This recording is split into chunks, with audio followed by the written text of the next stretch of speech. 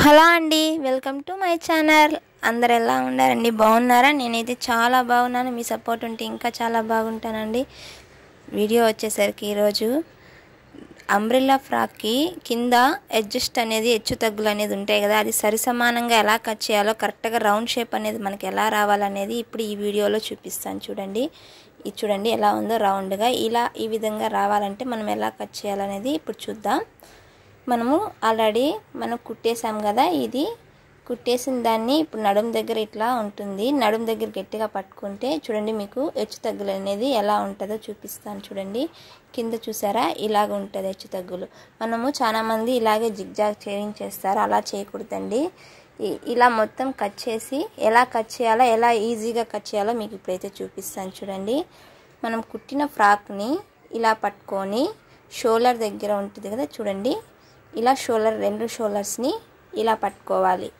ఇలా పట్టుకున్న చూడండి, ఇలా పట్టుకున్న తర్వాత ఫ్రాక్ అనేది కింద ఇలా వచ్చింది. చూడండి మీకు ఎంత హెచ్చు తగ్గు ఉంటుంది చూపించి, ఎంత ఉందో చూడండి, చాలా ఎక్కువ ఉంది కదా. ఇప్పుడు మీకు క్లియర్గా అర్థమవుతుంది కదా ఎంత ఉందో. అప్ అండ్ డౌన్ చాలా ఉంది. మనం ఎలా కట్ చేయాలనేది ఇప్పుడు చూద్దాం. చూడండి, ఎలా కట్ చేయాలంటే, ఎలా పట్టుకోవాలంటే, ఫస్ట్ మనకి రెండు భుజాల దగ్గర షోల్డర్స్ ఉంటాయి కదా, ఈ షోల్డర్ని ఇలా పట్టుకోవాలి.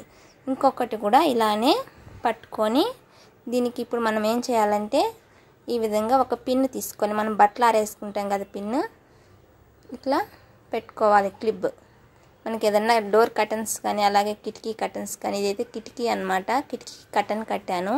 ఈ కర్టన్కి ఈ విధంగా క్లిప్ పెట్టేయాలి. చూడండి, మనం బట్టలకు పెట్టుకుంటాం కదా క్లిప్, ఇలాగ ఎవరింట్లో అయినా ఉంటాయి కదా బట్టలకు పెట్టుకునే క్లిప్. మీకు ఈజీ మెథడ్ ఉంటుందనేసి నేను అయితే ఇలా చూపిస్తున్నాను. మన షోల్డర్ దగ్గర నుంచి మనకి ఎంత బాడీ పొడవు ఎంత ఉందో, మనం ఫ్రాక్ పొడవు ఎంత కావాలో మనం కొలుచుకోవాలన్నమాట. చూడండి, మనకు ఫ్రాక్ పొడవు ఎంత ఉందో అంత ఫస్ట్ మనకి ఎంత కావాలంటే అంత చూసుకోవాలి.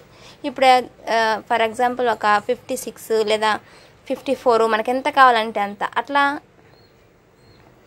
కొలుచుకొని మొత్తం మనకి ఎక్కడికి కావాలో అక్కడ ఇట్లా మార్కింగ్ వేసుకోవాలి. చూసారా, ఇలా మార్కింగ్ వేసుకున్న తర్వాత పైన నుంచి ఇట్లా నిముడుకుంటూ మనం మార్కింగ్ వేసిన దగ్గరికి ఇలాగా స్కేల్ పెట్టుకోవాలి. ఈ స్కేల్ ఉంటేనే కరెక్ట్గా కట్ చేసేదానికి వీలవుతుంది. చూడండి, ఈ విధంగా మార్కింగ్ దగ్గర కొంచెం పైకి అన్నట్లుగా ఎట్లయినా మీ ఇష్టం. చూడండి, ఇలాగా పెట్టుకొని స్ట్రైట్గా కట్ చేయాలి. ఈ స్కేల్కి ఒక పాదం మందం పైన పెట్టేసి ఈ విధంగా కట్ చేశారంటే హెచ్చు తగ్గులు అనేది నీట్గా అనేది వస్తాయి.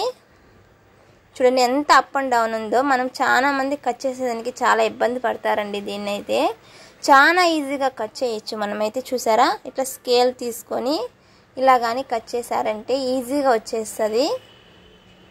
మా పాప తీసింది వీడియో, అదే కొంచెం పక్కకి వెళ్ళిపోయిందండి, చిన్న పాపకి అంత తెలియలేదు.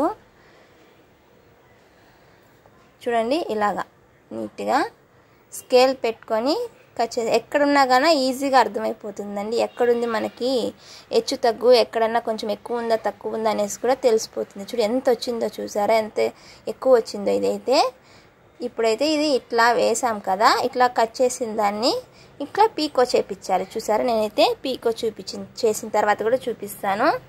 చూడండి, పైన ఎలాగైతే పెట్టానో తర్వాత అలాగే ఇప్పుడు పీకో చేసాం కదా, పీకో చేసిన తర్వాత ఎంత రౌండ్ షేప్ అనేది వచ్చిందో చూడండి, చాలా ఎక్సలెంట్గా అనేది వస్తుంది మనకి. అట్లే బఫ్ లాగా అయితే పడుతుంది అనమాట కింద కుచ్చులు. మనం అంతా కరెక్ట్గా కట్ చేసాం కదా.